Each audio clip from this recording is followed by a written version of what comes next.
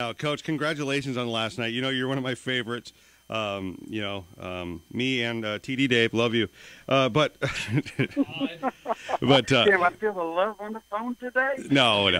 I got to bring him up because I like his hair. No, Coach, congratulations on last night. I mean, what you did, incredible, defensively, offensively. I mean, it was an incredible feat that you guys did last night, especially in your home opener. Well, yeah, but, it's just the first game, and Sherilyn was shorthanded. We know that. Mm-hmm. The quarterback was out, and they had one of their top players out, and they didn't get a scrimmage last week, and that was big. And, Coach Adami, who's one of the best coaches in the Valley, who his record second to none, his winning percentage. So he's going to get that turned around when he get his starters there. He'll be in the playoffs.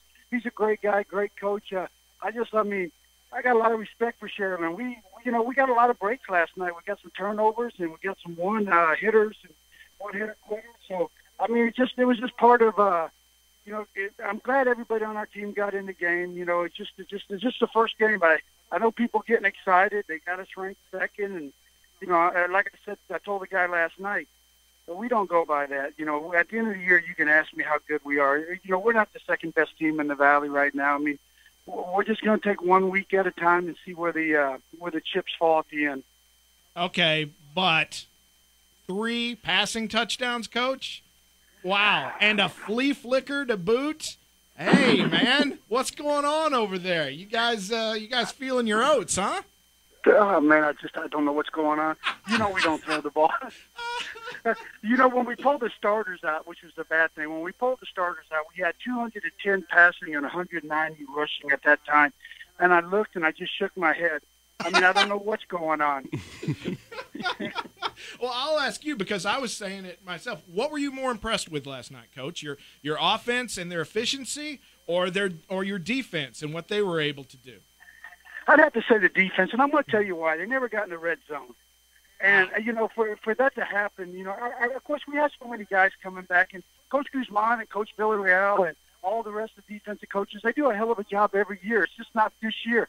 So they got a lot of talent coming back, and, we're like every team right now. If we stay healthy, we will be okay. But, even last night we got a little banged up. Every team does.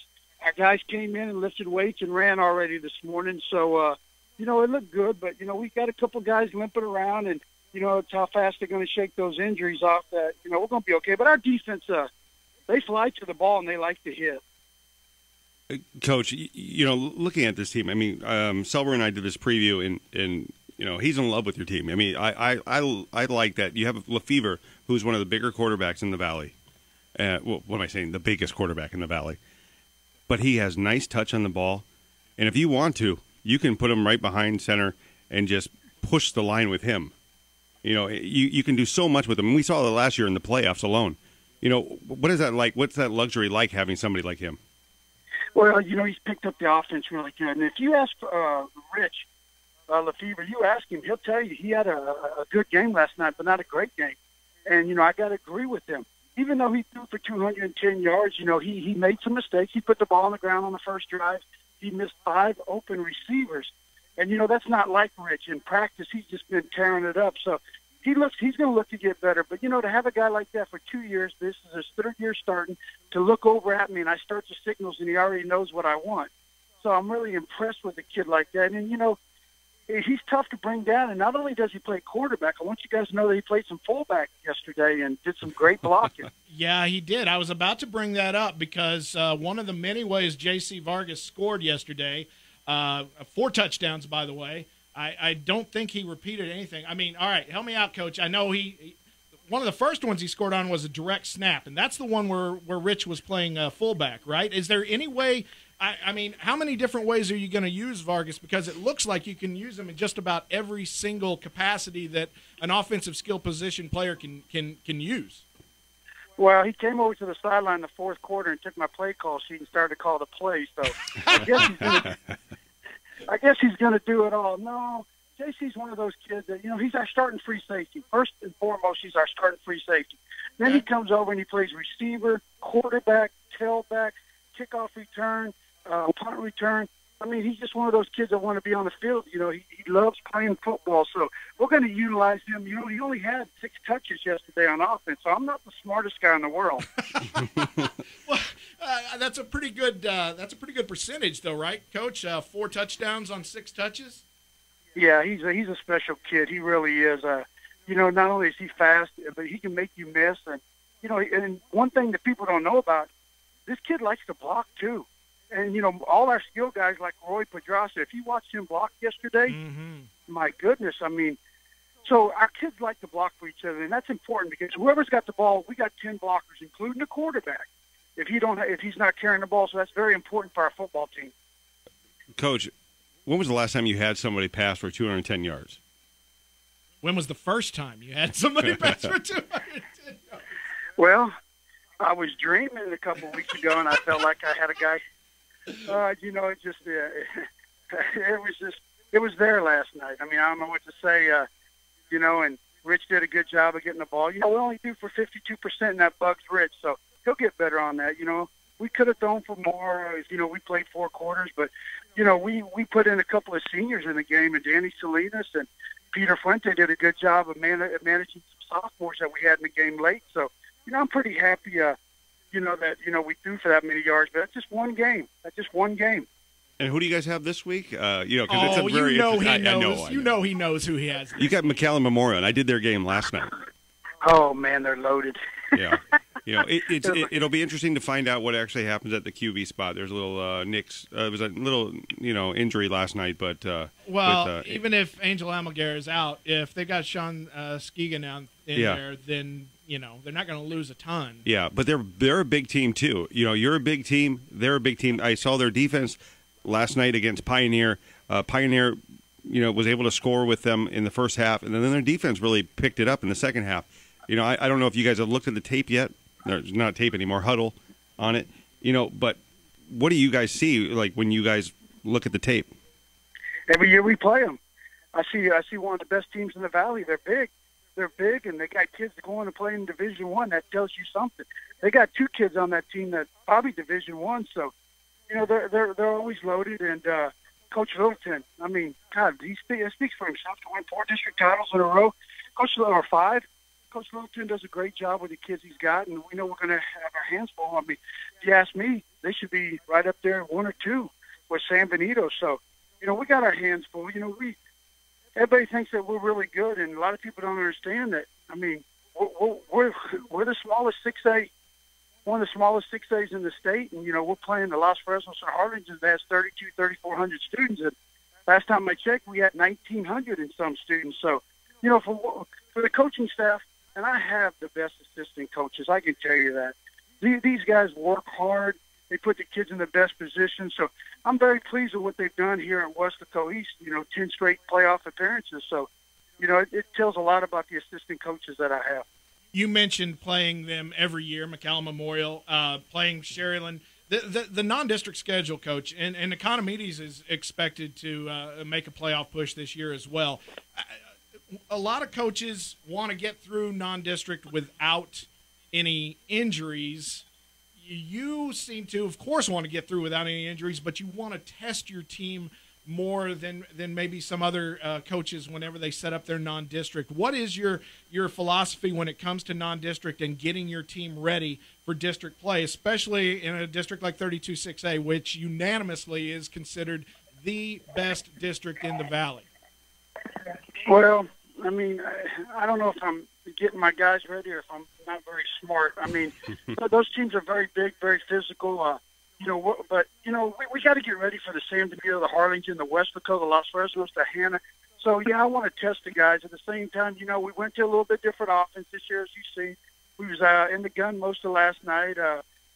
We want to throw the ball. We want to try to open up the running lanes for our backs a little bit instead of them going through 11 guys. Maybe they only got to go through 8 guys now that's stacked the box. So, you know, we're trying some stuff that's new and having a big quarterback. And, you know, when you talk about J.C. Vargas, we have a guy named Hector Sines. We call him Bones. We got Madrano.